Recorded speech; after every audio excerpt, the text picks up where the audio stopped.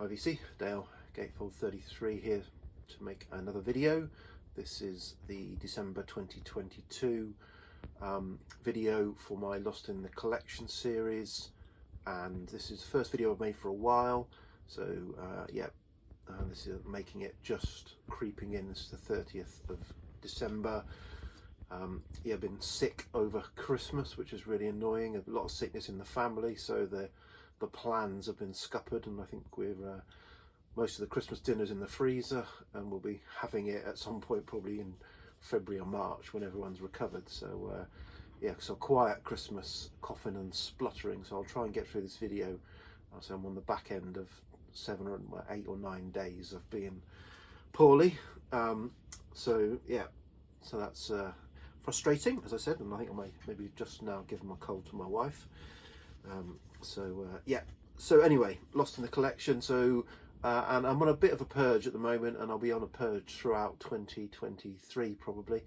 So the themes of certainly several of these videos in the future is likely to be records that I think I'm likely to purge, but need to give them another spin just to make sure whether I will or won't. And that's what this is. So 10 records that I haven't listened to for a long time, as I just said, that I'm thinking I don't need, so what did I think? So I'll show them in the order that I played them during December. So first up is this album. This is Prelude and How Long Is Forever. Prelude, what are they, a sort of folky country rock, UK country rock, I think they're UK. This is on the Dawn label, and it's enjoyable enough, folky country, rock pop, pleasant, nice vocals, but not earth-shattering was my view. So this one will probably be disappearing out of the collection. Next up is Aqua by Edgar Froese. So I absolutely adore Epsilon in Malaise and Pale by Edgar Froese. It's an album that I have the record, and I love the record, and I bought this around the same time several years ago, and on first listening to it, didn't really find it as strong. It's different, it's more angular, and the Epsilon and Malaise and Pale is just a lovely listen. I've got it digitally as well, and I listen to it on headphones on the train early morning and on commute. It's a really relaxing album. So this is a bit more angular, water-like perhaps, rather than sort of deep jungle like. And but going back to it, no, I enjoyed it this time round. What have I said? Better than I remembered it being, and this one is staying in the collection certainly. Aqua by Edgar Froese, a good listen. Not as strong as Epsilon and Malaise and Pale in my view, but still quite a good album. Okay, next up we got sort of folky soul, I suppose. Linda Lewis. This is her, I think it's her debut album. Say No More. This is again a nice kind of folky singer-songwriter album. Solid songs, a lot of them self-penned or co-written, she's got Chris Spedding on guitar, Sean Phillips as well, Ian McDonald. Some good guest artists. It's a nice album. She's got a tremendous vocal range, and sometimes for me that's her undoing. I like Lark, which came after this, and that's a very strong album that I have in the collection. But this one, she's a little bit, very, very sort of very wide vocal range, and sometimes gets a little bit high and shrill for me. An enjoyable album, but not an essential album for me. But so that's Linda Lewis. Say No More. Say no more about that. Okay, so I've got a number of Duke Ellington albums I kind of got as a bit of a lot together, and I kind of listened to them all and thought, okay, they're okay, and they've gone into the collection. So I'm sort of pulling them out now and revisit them. This one is And His Mother Called Him Bill. It's an interesting, enjoyable big band swing album, and the pressing, nice pressing, and the record is in lovely condition. And for now, yeah, I'm keeping hold of this. I quite enjoyed this overall.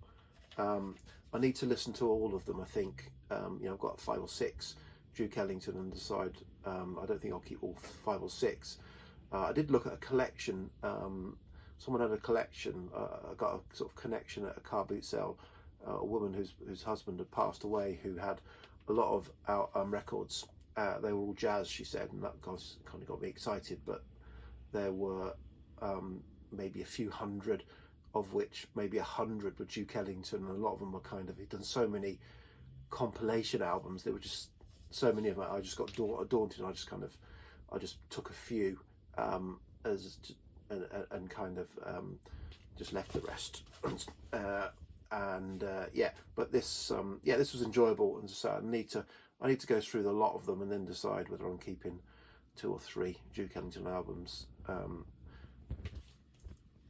That's that.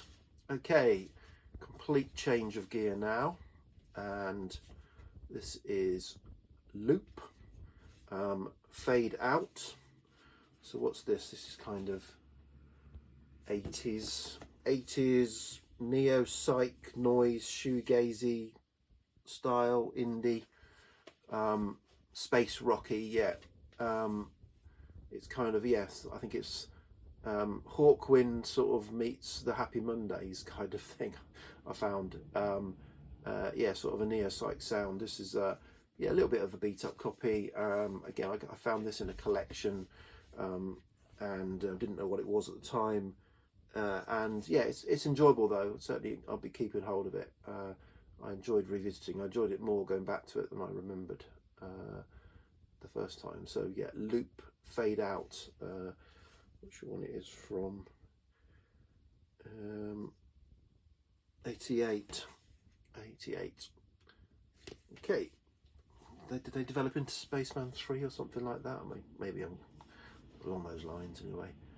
Okay, back to folk rock, and back to 1969. This is the debut album by Renaissance, or Renaissance, whichever you want, Renaissance I say. So this is before Annie Haslam joined, and this is Jane Ralph was part of the group with Keith Ralph, so she shared some of the vocal duties. It's a nice album. This is a bit of a rough copy, so I think I will be getting rid of this but looking for a better copy. So this is very nice folk rock, say pre Annie Haslam Renaissance, but Jane Ralph does a good job. Pretty nice vocals, it's a proggy, folky, rocky album. She sings a little bit higher in the range than, sort of higher vocal style than Annie Haslam, and I think I probably prefer Annie Haslam, but a nice album, and I need to get a better copy at some point. Okay, just turn the page.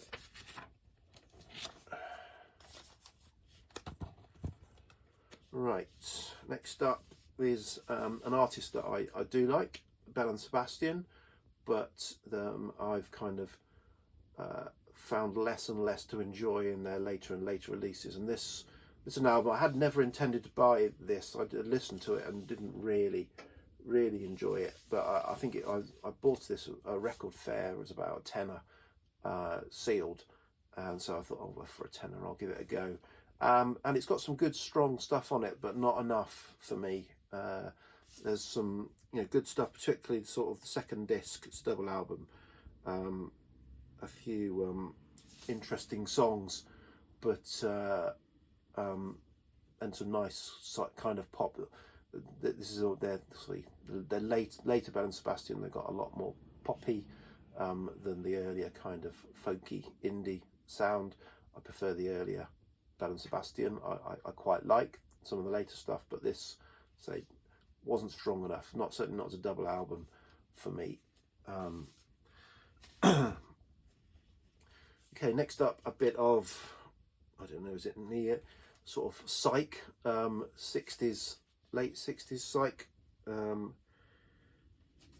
This is The Moving Sidewalks and Flash. This is a reissue. I'm not sure if it's even an official reissue, a reissue. Quite sought after originals of this, because it has Billy Gibbons, or Bill Gibbons as he's credited here. Billy Gibbons, who obviously later went into ZZ Top, and he kind of is the lead, really the lead of this outfit. Certainly lead guitar and vocals, most of the vocals and a lot of the songwriting is credited to him as well, or along with others. So yeah, and this is a good album, or rather, half of this I think is a really good album. So side A, I think, is some really good songs, some really good arrangements, some good fuzz, quite psyche, not really psyche, but quite psyche, or a little bit psyche, should I say, and really enjoy side A. Side B, I'm not sure, and it kind of loses its way a little bit. There's a really long, sort of 7-minute, sort of fairly straight blues rock song on it, and then it gets a little bit quirky, a little bit sort of like Monkey's Head, weird and wacky, and I don't know what was going on there. I don't know whether they'd run out of material or they were just you know, done at different times or what, but I don't enjoy the second side as much as the first side. The first side is really strong enough for me to keep hold of this for now. Yeah, what else have I written? So yeah, US solid US psych album, I said. Got some keyboards on it as well, which kind of add to the kind of the keyboard and fuzzy guitar, gives it a good sound. But yeah, so patchy on side B. Okay, next up is Wolf People. So I've talked about Wolf People before. So this is their second album, I think, of 3 that I think they might put out to date. This is from 2013. I bought this when it came out. So they're badged as a sort of prog psych, UK neo prog psych. But as I said before, Jack Sharp, the lead singer and sort of leader of this band, produced an album this year that I bought. Large Plants was the name of the artist, sort of name he's under now. And I hear folk. He's got a very folky sounding voice. And this has got some folk, sort of folk accompaniment. It's got some backing and some of the songs by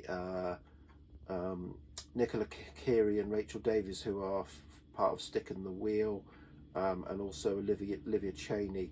So some sort of female backing, very folky sounding female backing vocals, which really helps. Already adds to the enjoyment, I think. So this is a good sort of, I don't know, neo prog folk psych album, light in all of those, but I hear the folk coming through, the folk rock coming through.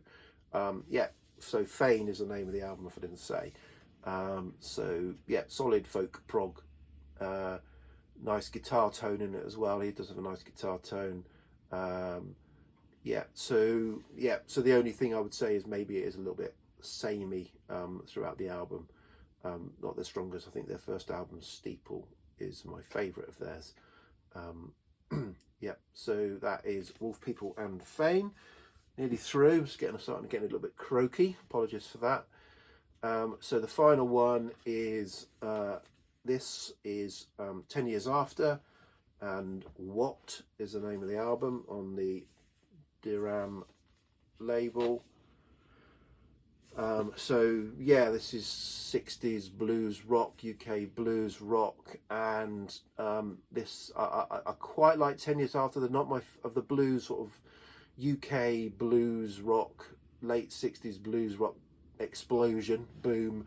They're not my favourite, and this is not my favourite of their albums. So yeah, I don't think I'll be keeping hold of this. It's not an essential in my release, in my eyes. It's not an essential release. So yeah, not bad, but yeah, didn't blow my socks off going back to this. So 10 years after, and what sort of 60s blues rock. So yeah, rush through those a bit. Okay, so I will maybe come back. So I'll see how this sounds when I play it back. If it sounds too nasally, I might not, but I might come back and do my end of year lists, because I've been meaning to do them, but obviously coughing and spluttering for the last few days, haven't been able to get around it. Cheers, EC, bye.